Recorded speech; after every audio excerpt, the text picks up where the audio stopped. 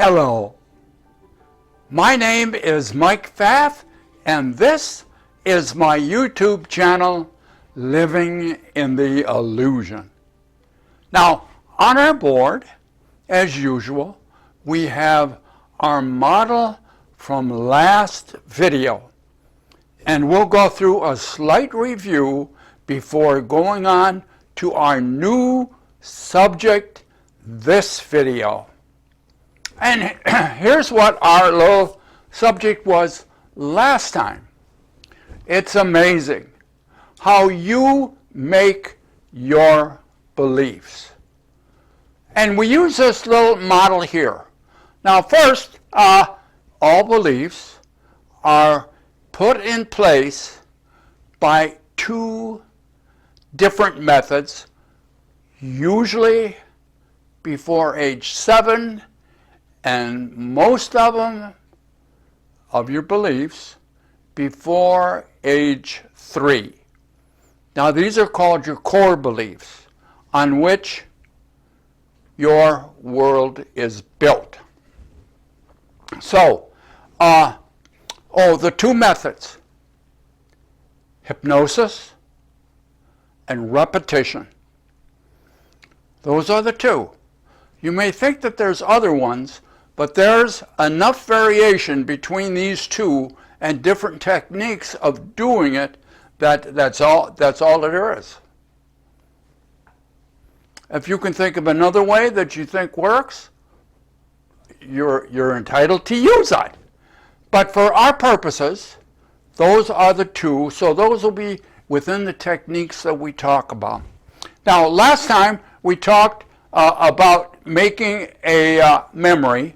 In this case, this was a negative memory. It's a limiting memory. And I had a list of them, and I'll put the list back up to give you some ideas of the limiting beliefs that you may have. But in this one, for our model, for last time, we picked, I'm not good enough. And the model on the tabletop represented, the legs underneath of it represented experiences. Experiences that you have had that have led you to believe this. And you'll have them over and over and over. And at a very young age, the child, for the most part, is in a brain frequency wave of hypnosis, usually theta or alpha. Don't get any lower than that, usually. And so you pick up this information. Nobody's going to tell you. You go up to somebody and they say, you know, you're not good enough. They don't do it that way. They give you suggestions, body language, other words that lead you to believe in the experience you're not good enough. And where do the strongest experiences come from? Family of origin. And in the family of origin, which give you the strongest belief around the limiting understanding you're not good enough? It'd be one of the parents. Most of the time, it's their old dad. Sorry, Dad. You hadn't learned how to be a parent when you were growing up. So you're using the same techniques that were developed in you by your family of origin, which will be the grandparents. So, and underneath here, the legs represent the experiences, and holding this negative belief in place, this limiting belief, are many, many, many, many, many different legs. From school teachers, from coaches, from health enthusiasts, from friends, from playmates, all kinds of things go in, but you come to the belief you're not good enough. Or, as the other ones say, you know, I'm not loved, nobody likes me, I don't fit in. There's all kinds of them. And so that's what we talked about last time. And the initial sensitizing event, which turns into events. But the initial, the first time, that's what we're going to talk about now. And this is our subject for this video. And here's what it is. Amazing. Developing responses to painful, limiting beliefs. Responses to painful, limiting beliefs. Now, that's why I wanted to go through a review of the last one. Because of this first thing right here, initial sensitizing event. This will be sometime in your childhood. If it happens in adulthood, it's a different path. This happens around before age 7, usually before age 3, that we get an initial sensitizing event in our life. And since it's the first time, the initial time, how am I going to respond? If I'm 2 and 3 and 4 years old, how am I going to respond to this event that I never had before? I have no response. All I can do is sit there and feel how my body is vibrating. And soon, sometimes not so soon, it changes. You can't carry a lot of anxiety in your body for long, and so it will dissipate. But this now becomes a memory created by a very young child. And it can be devastating. So this is the first time.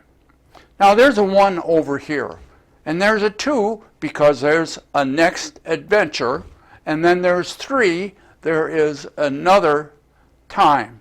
I want you to look at these as steps and not occurrences, that they occurred 1, 2, 3. You might have this 2 or 3 times and not know how to handle it or what to do. And it'd be devastating to a small child.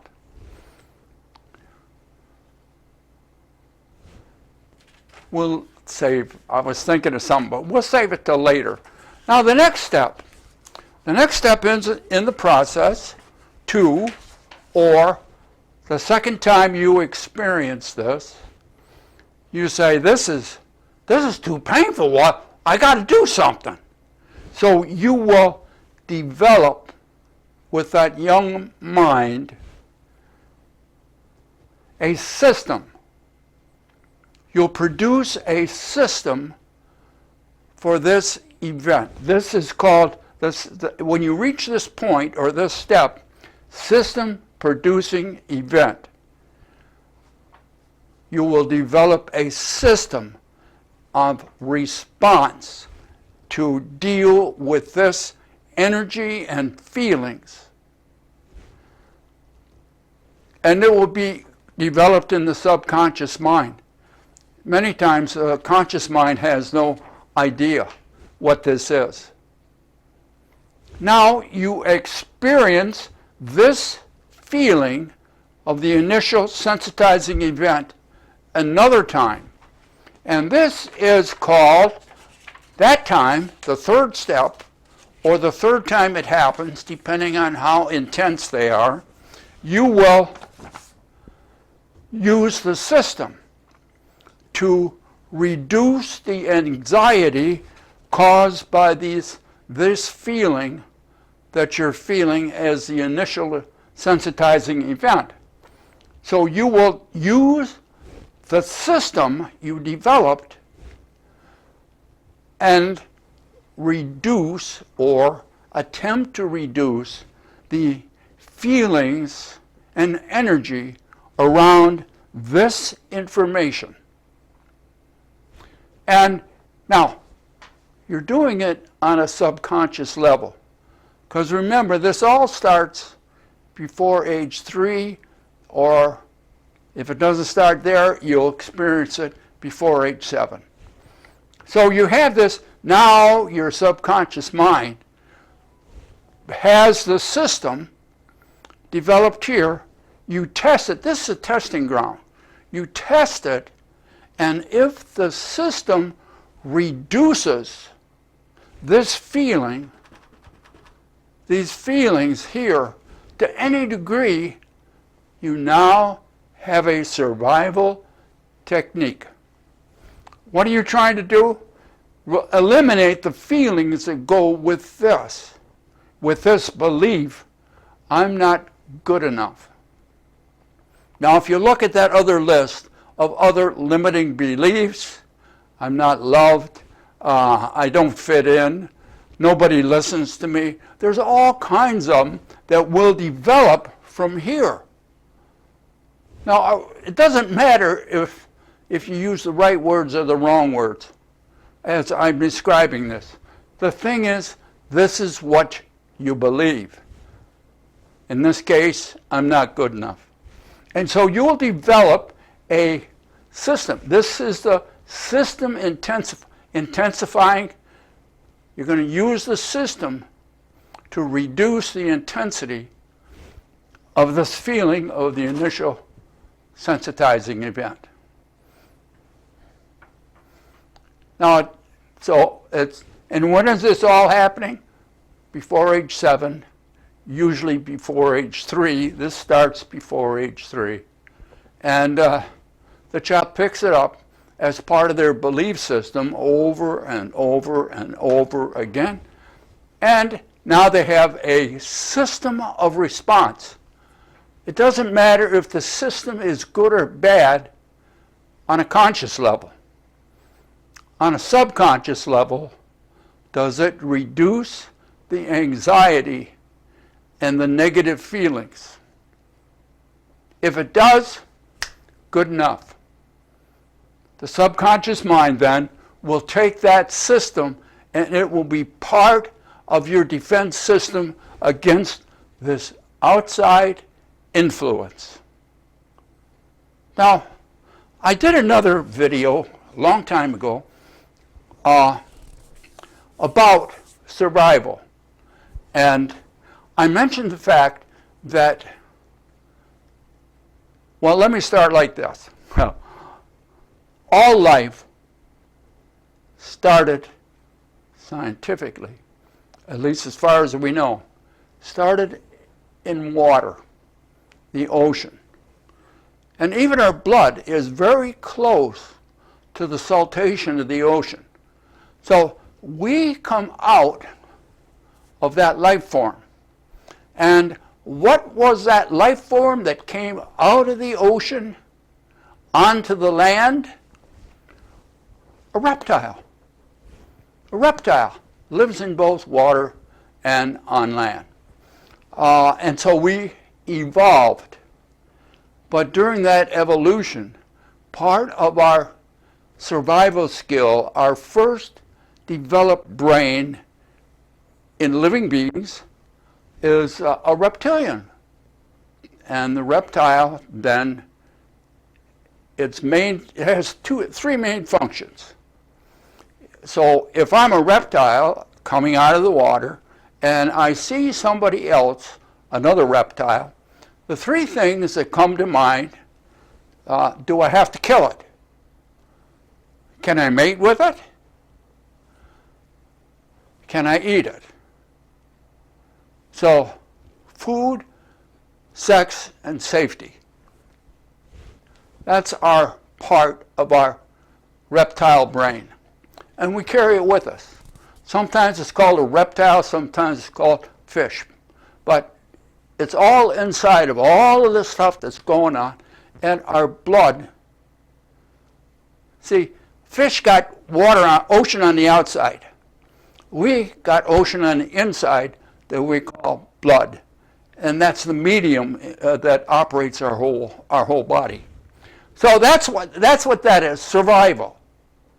Okay, this is what this is. This system developed to relieve this tension is a survival skill. It's particularly to help you survive these negative feelings.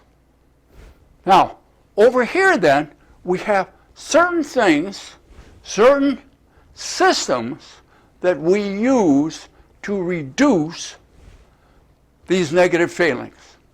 And this is some of them. Now, you might agree with them or you might not. That's up to you. But this is what usually occurs. And we have a response to feeling better. This is how we respond to get rid of, to feel better, to move away from these feelings, to hide from them or to push them behind us. This is a type of behavior that we use. So let's just go through some of them and see if it. Now here we have a bad feeling, I'm not good enough feeling, or I'm not loved, or nobody listens to me, or nobody likes me, or I don't fit in, or whatever it is. These are some of the things that we do to reduce those feelings. We watch television. Some people watch television 8-9 hours a day, depending on their age and their job and all that. Another one, which I didn't put down here, is to go on the internet, on Facebook, on social media, as another way of reducing these. And then you get into conversations with people, and we have arguments. But we pick them.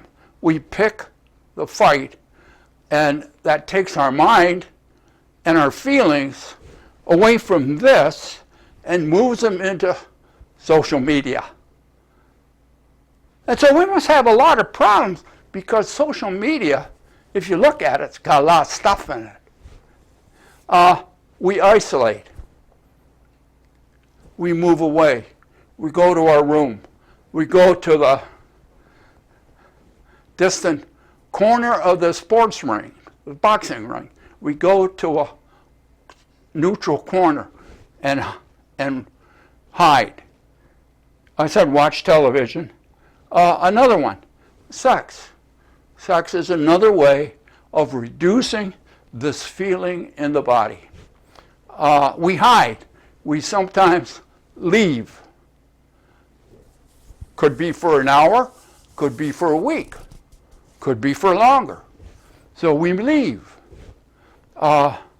We withhold love.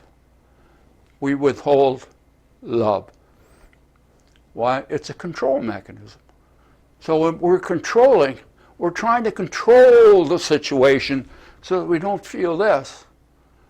What we're trying to control because this has a feeling, a negative feeling.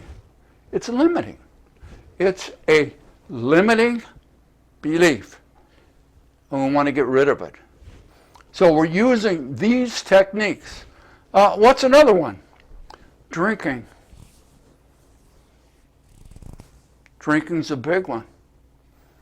Goes hand in hand with drugging. Drugging's another one. It goes hand in hand with shopping.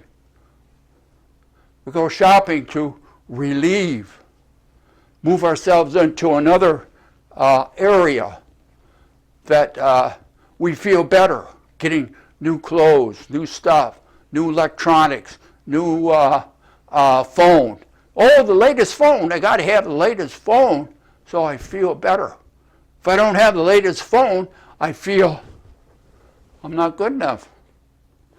Another one that I didn't put down that I should have is gambling. Gambling's another one. Oh, I go to the casino, all the bells, all the lights, all the ladies running around with drinks and all kinds of stuff. I lose myself from this. And what else?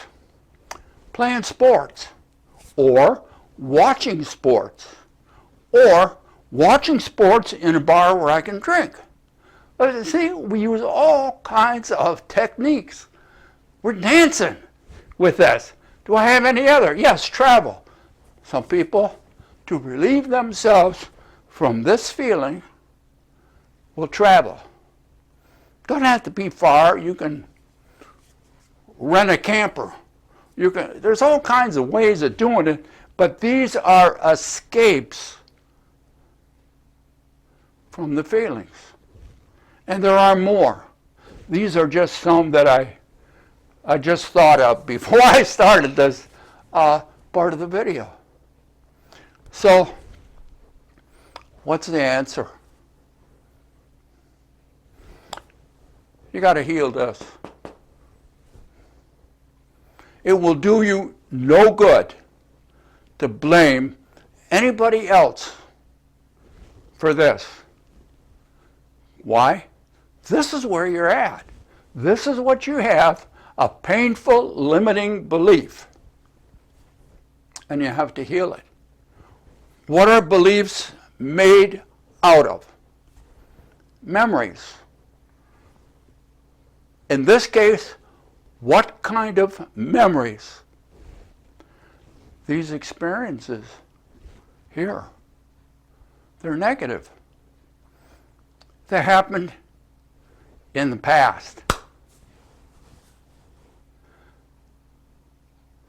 There is no past. All there is, in this case, are negative memories. And they can be healed. They can be changed. And you don't have to change them all. The closer you can get to this memory and heal that, all the other legs of the table collapse. It's this on which the tabletop, the belief, is based. And when you heal this, or get very close to it, all the other ones drift away like smoke through a chimney. Now, A Course in Miracles talks to this today. And so I'm going to put that up there so that, and I'm going to have to explain it because, again, this is a little long. So let us put it up there and see what we can think about it. Now, before I start, the idea being, you're not good enough. That's because you believe there's something inside of you that is so terrible that if other people only knew it, only knew who I really am, they wouldn't want to be around me. So I have to keep it hid. That's why we don't tell people this. This is what I believe about myself. That's why we hide in these systems over here. So here's what the Course says. You think you are the home of evil, darkness, and sin. Oh, you're a bad person. You're not good enough. You think if anyone could see the truth about you, he would be repelled, recoiling from you as if you were a poisonous snake. You think if what is true about you were revealed to you that you would be struck with terror. You'll have to forgive me on that. So intense that you would rush to death by your own hand, living after seeing this, living after looking at yourself in this, would seem impossible. It would seem impossible to live after knowing this. How terrible you are. Oh, here's the kicker. Those are beliefs so firmly fixed that it is difficult to help you see they're based on nothing except your belief. And your belief is a memory. And the past is gone. So I said it happened in the family of origin. So here we have it in the family of origin. And suppose it was dear old dad. Dear old dad, oh, he did a terrible thing. Oh, now I don't feel good about myself. I'm not good enough. I'm terrible. I can't hold a job. Relationships don't last. All kinds of stuff. And then your dad. Imagine if he passed or if he's still here, comes to you in a dream or physically and says, oh, sonny boy, I am so sorry. I really messed up being a daddy and I didn't do the right thing by you. And you say, oh, well, Dad, I forgive you because, you know, life is life and you're an old guy now. So, and you're getting ready to pass on. So that's it. I forgive you.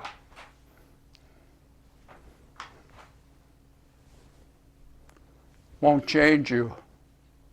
Won't change this. No matter what happens, this is a program inside of you. Just like this response system over here is a program inside of you. You have to change. Your dad doesn't matter what happened. Your family of origin doesn't matter. This is where you're at now. This is what you have to change about you. Your dad changing, your mom changing, your siblings changing, it won't affect you. It won't change you because you're programmed. You have to change your program. And that's what I said about manifesting. See, we think we're going to get rid of this by getting a lot of stuff from the outside so that we can do all of this stuff and we're going to feel better. No. This is still inside of you. This is why, you know, I mentioned before that in my practice, 3 of my clients committed suicide. 2 of them were anything that you wanted or you can think of, they had in pockets full. But this was too painful. They couldn't resolve this. 2 of them shot themselves and 1 of them hung himself. Oh, it's you. The magnificent thing is you're in an illusion and you are the creator. And you can change this unless you believe you can't. And the egoic world will tell you that. Oh, you can't change the past. The past is real. The past isn't real. It's gone. It's gone. It's not here. Your memories are here. These are all memories. There's nothing real there. That's what the Course says. There's nothing there except your belief in the memories, which were not what really happened anyway.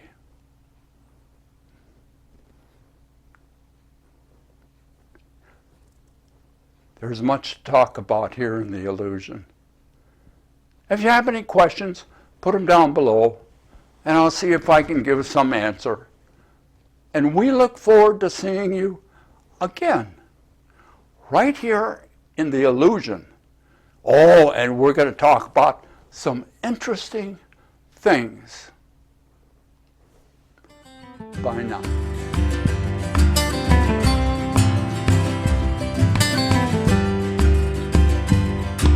E ka moana nui kai honu E lana mahi e ko mau ale E ka makani nui I kai ka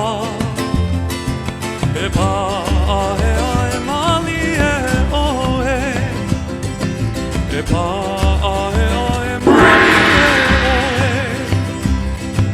E ni